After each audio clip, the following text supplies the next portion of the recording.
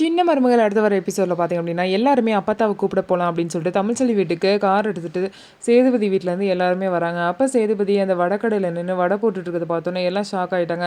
இல்லை நான் ஒன்றும் பண்ணலப்பா, அங்கே யாரோ கடையில் யாருமே ஆள் இல்லை விட்டுட்டு போயிட்டாங்க, அதனால தான் ஏதோ கருகிற வடை இருந்துச்சு நான் வந்து பார்த்தேன்னு சொல்லிட்டு சேதுபதியும் சொல்லி சமாளிச்சுட்டு இருக்காரு.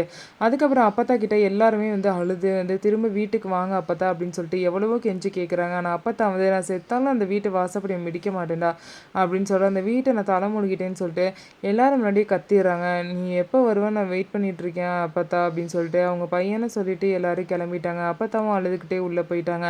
இதுக்கப்புறம் பார்த்தீங்கன்னா ஐஸ்வர்யா வந்து சேதுபதிக்கிட்ட நான் இங்கேயே இருக்கேன் மாமா, குடிசையில் இருந்தாலும் பரவாயில்ல, நான் இங்கேயே இருக்கேன் அப்படின்னு சொல்லிட்டு பார்த்தீங்கன்னா ஒரு சின்ன பெட்டு மாதிரி எடுத்துகிட்டு வந்து இந்த மாதிரி ஐஸ்வர்யா பார்த்தீங்க அப்படின்னா சேதுபதி கூட குடிசையிலேயே வந்து தங்கியிருக்காங்க.